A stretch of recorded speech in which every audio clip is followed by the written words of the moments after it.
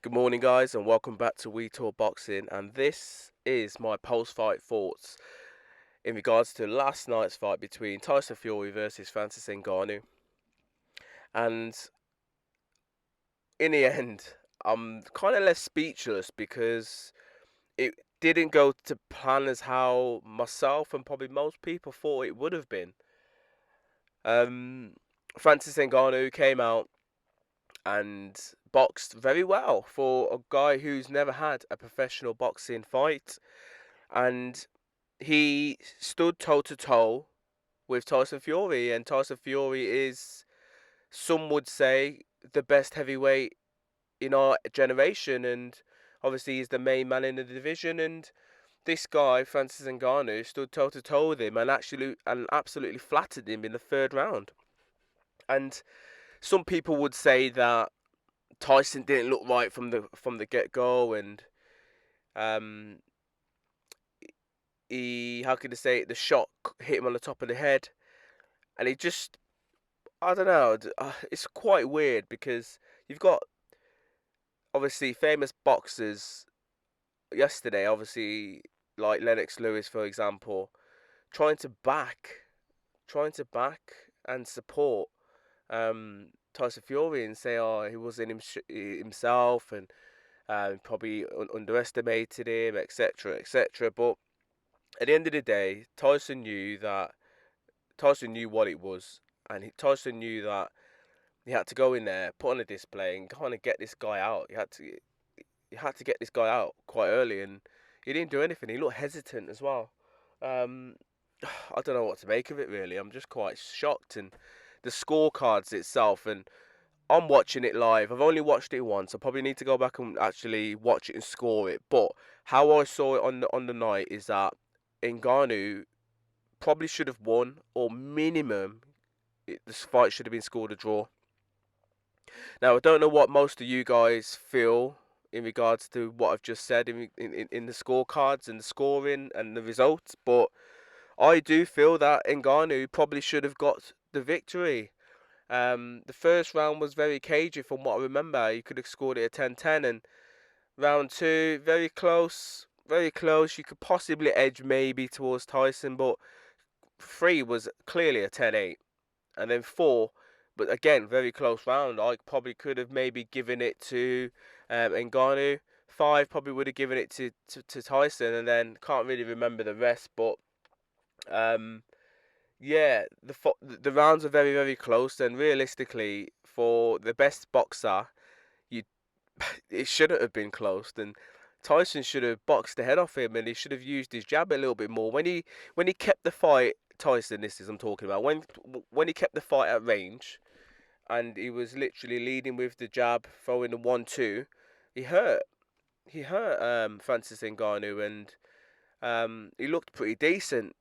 But then he would hesitate, and he would just stand there, and obviously he looked quite confused. And then Ngannou would then just pop a jab to the body, and then just be quite hesitant the way he was holding his hands. I'm not sure if that kind of put Tyson Fury off, especially how he went down as well. But yeah, I don't know what to say about this fight. It's an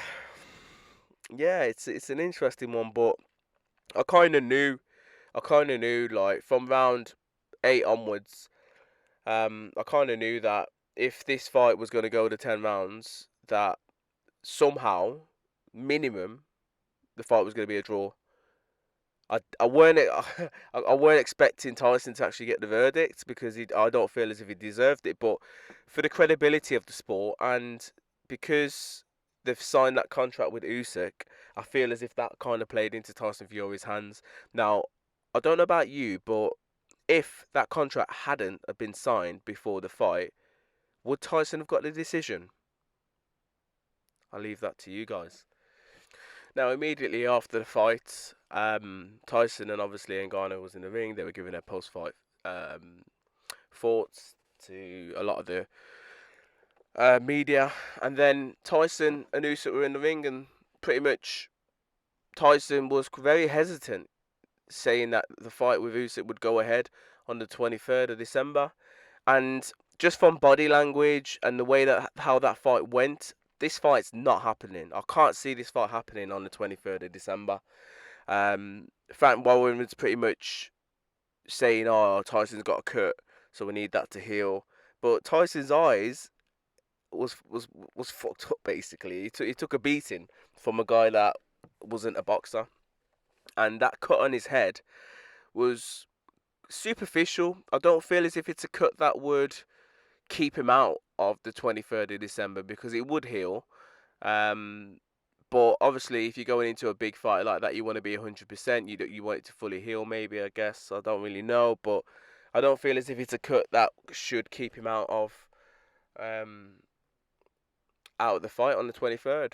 But I feel as if they're going to use that as an excuse, and Tyson clearly needs a proper camp for Usyk. Whatever he did for Francis Ngannou in terms of camp wasn't good enough. So yeah, I feel as if he needs a full 12-week camp. So I'm gonna say that this fight probably gets put on maybe March time, March April next year, which would give him enough time to heal and to train and all that sort of stuff. But um, very disappointing performance, very disappointing. And the one thing that I like about Ngannou is that he's very strong and he stood his ground, and that's what Tyson struggled with because yes, he's fought against some strong boxers, but physically you could see from round 1 and 2 that Tyson was frustrated, and what he kept trying to do was get close to Francis Ngannou and hold on to him and lean onto him to put his weight on him to try and drain his energy.